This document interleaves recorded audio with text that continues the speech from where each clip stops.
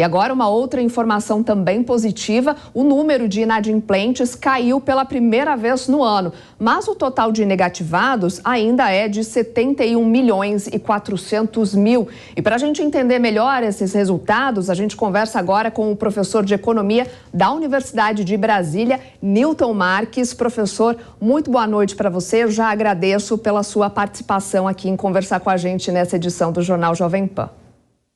É um prazer, um privilégio estar aqui conversando com vocês. Boa noite. Bom, professor, minha primeira pergunta, inadimplência praticamente hoje pauta nacional, principalmente agora com o programa Desenrola do governo, mas a última vez que a inadimplência havia caído, isso foi lá em dezembro de 2022, então passados aí quase mais de 6 meses, O que esse resultado, sinaliza? É um dado significativo e pode trazer aí e mostrar um caminho de melhora na saúde financeira dos consumidores? Esses dados são positivos, só que ele não é tão relevante do ponto de vista de que você imagina se reduz 1 milhão de pessoas inadimplentes num universo de 70 e tantos milhões, não é tão relevante. Você imagina que dá em torno aí de 3%, Não chega nem a 3%, menos de 3%, 2%. Então, quando você tem uma redução da inadimplência, tem que ser de forma substancial. E é isso que está acontecendo com esse programa que o governo resolveu propor, e houve uma recepção interessante do ponto de vista dos bancos. Então, isso foi importante para que pudesse ser implementado esse programa. Agora, sempre as pessoas perguntam, que milagre é esse? Por que ninguém fez isso anteriormente? É claro que é importante que tem que ter uma vontade política e as condições. Então, talvez não tivesse havido anteriormente esse momento. E o governo teve que oferecer. Você imagina que ele acaba cedendo parte, a uma renúncia tributária, porque quando se baseia no lucro presumido, não é no lucro real. E tem 50 bilhões aí para permitir com que os bancos que renegociem essas dívidas, ele acabe desnegativando essas pessoas e elas passam a poder tomar crédito. Professor, eu vou chamar novamente o nosso repórter Misael Mainetti, aqui de São Paulo, e ele também tem um questionamento, uma pergunta para fazer para o senhor. Professor, muito boa noite a você. Obrigado pela participação do senhor aqui conosco no Jornal Jovem Pan. Recentemente, a ministra do Planejamento, Simone Tebet, criticou a taxa Selic, que está em 13,75% ao ano, Muito pesada, muita coisa, professor? E ela disse que esse seria um dos principais motivos do endividamento da família brasileira. E ela também disse que o Brasil não comporta aí um desenrola todos os anos. Eu gostaria que o senhor avaliasse nessa fala da ministra em relação ao BC, em relação ao Banco Central, e também sobre a viabilidade de programas como o Desenrola. São viáveis? É viável fazer mais de um por ano, por exemplo? O país dá conta, de fazer isso? Se o governo resolve abrir mão de 50 bilhões todas as vezes que fizer, que eu acredito que não dá para fazer isso, você imagina, como é que é difícil, o governo tem uma restrição fiscal, restrição orçamentária. Agora, com relação a que é importante para a economia, é claro que é importante para a economia para permitir com que seja reincluída essas pessoas, mesmo que elas não paguem toda a dívida, Agora, você falou algo que é importante, a taxa Selic realmente está muito elevada. Agora, eu acho que é pior ainda é a taxa de empréstimos. Eu costumo dizer que são taxas de juros escorchantes, essas taxas de juros de empréstimo. Então, o Banco Central tem que tomar alguma medida. Eu que sou funcionário aposentado do Banco Central, falo isso com cadeira, E a minha dissertação de mestrado foi concentração bancária, o meu projeto do doutorado de automação bancária. Então, há mais de 40 anos que eu falo sobre essa questão. E isso daí realmente tem uma parte que é a taxa de juros básica. É claro que se ela não reduzir É claro que na ponta você não vai ter uma redução, mas o problema pior é a taxa de empréstimo, que é o chamado spread bancário. E, além do mais, temos que incluir aí também a educação financeira. Não adianta nada dar o peixe sem ensinar a pegar o peixe, né? Isso já é uma filosofia antiga, né? Milenar, né? Dos chineses. Então, é preciso com que o governo também implemente programas para ajudar na educação financeira. Agora, essas pessoas adultas são difíceis. Eu que dou aula, dou treinamento sobre educação financeira, é muito difícil você chegar e tentar mudar o comportamento, o costume, né, os hábitos das pessoas adultas. Então, nós temos que investir já desde cedo, né? A faixa etária da inadimplência, segundo essa pesquisa, que tem mais pessoas, né, com o nome restrito, é de idades aí entre 41 e 60 anos. O que faz com que essas pessoas não consigam se livrar dessas dívidas, hein, professor? Bom, a gente tem muita coisa que a gente pode colocar. Uma delas é que nós nunca tivemos uma tradição. Esse pessoal de 41 a 60, ele tem origem, aprendeu na época da inflação, do descontrole inflacionário. Então, eles não tinham um hábito, né? Eu me lembro que eu também, apesar de falar de educação financeira, eu tinha dinheiro para comprar, eu comprava muito, né? Ia para o mercado e comprava muito, e depois, quando não tinha condições de pagar, aí eu acabava pendurando no cartão de crédito, no cheque especial, ia tentando, né, empurrar com... Então, essas pessoas também têm esses hábitos. Então, juntando isso com a questão da deseducação financeira, que as pessoas não sabem fazer o que é supérfluo e o que é indispensável, e mais as taxas de juros escorchantes, que eu costumo dizer, desde a época lá de muito tempo atrás, isso aí acaba virando uma bola de neve. Usando esse dinheiro para pagar as parcelas da dívidas também para outras despesas, né? Despesas da casa, por exemplo, alimentação, outras contas, e aí vão fazendo e girando essa bola de neve, né? Então, porque se ele fizesse planejamento financeiro, ele conseguiria separar o que são as despesas indispensáveis e despesas supérfluas. Mas para ele tudo é indispensável. Aí fica difícil, né? Porque a renda é limitada. E a renda também, ao longo do tempo, ela vem sendo corroída pela inflação e também não tem um reajuste, né, além da inflação, ou seja, o ganho real. Os trabalhadores, alguns até perdem o emprego, né? Então, isso daí também é um entrave, né, um impedimento. Newton, vou também trazer para esse nosso bate-papo o nosso comentarista Marcelo Suano, ele vai te fazer uma pergunta.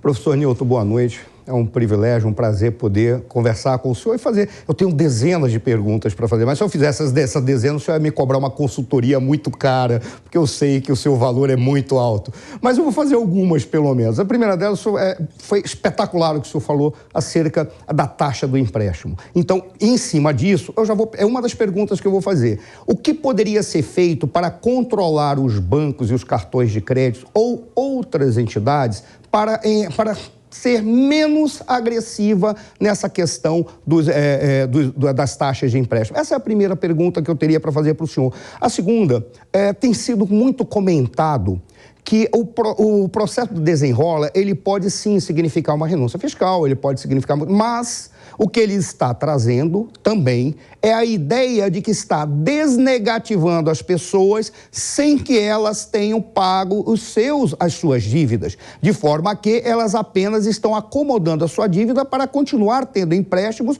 ou para continuar tendo crédito e assim estimular a compra. Qual seria se isso é real? Seria uma segunda pergunta. E sendo real, qual seria o teto para isso? Qual seria a consequência? Porque o que me parece é jogar uma bomba para as famílias brasileiras para um futuro breve, se não um futuro, ou no mínimo um futuro médio. Quais seriam as consequências? Eu gostei dessa pergunta, eu estava até me preparando, que eu falei assim, eu gostaria de tentar falar sobre, comparar esse Recupera com o Refis. Né? Você lembra que o Refis, todas as vezes que aqueles que estão inadimplentes com os impostos do governo, o que o governo faz? Renegocia e habilita essas pessoas. E elas também não pagaram a dívida, tá? Então, é colocar no mesmo plano. Então, se as empresas, pessoas jurídicas, podem ter esse privilégio, por que as pessoas físicas não podem ter, tá? Então, com relação... Agora, eu concordo com você que se não tiver uma educação financeira, vai voltar de novo. Agora, com relação à taxa de empréstimo, essa que é daí, que é uma luta que eu faço, eu tenho conversado com meu irmão, aí no Rio de Janeiro, sempre com relação a essa questão. Desde os anos 80 que eu trabalhava me preocupando com essa questão, você vê, desde 1980.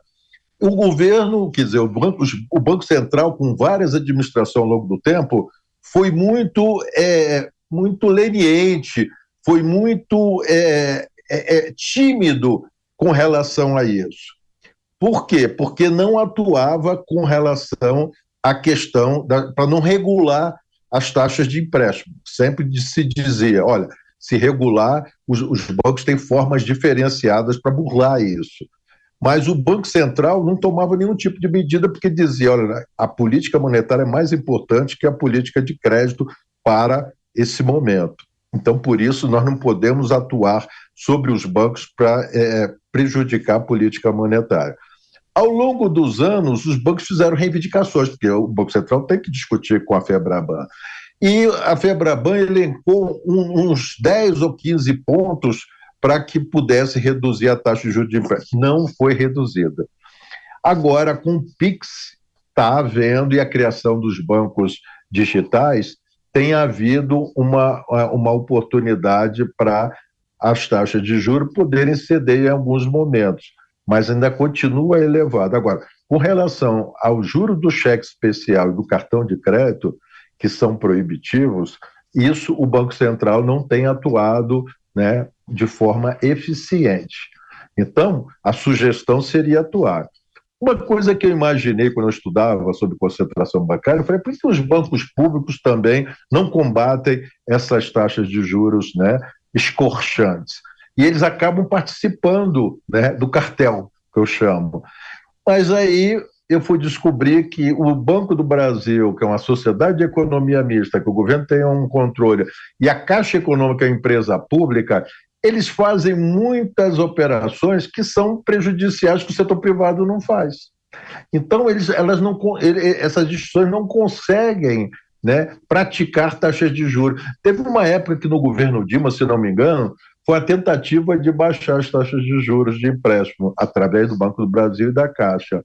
Aí teve problema, porque o Banco do Brasil é uma sociedade anônima, então não pode fazer pura e simplesmente o que o governo está querendo. Agora a Caixa Econômica podia fazer, mas a Caixa Econômica tinha prejuízos e com isso o governo não recebia os dividendos. Então você vê que a questão fundamental é uma ação que o Banco Central tem que fazer junto à FEBRABAN, entendeu? Atuar. E se a FEBRABAN não fizer, não for parceira para discutir propostas, para saber onde é que está, qual é o problema.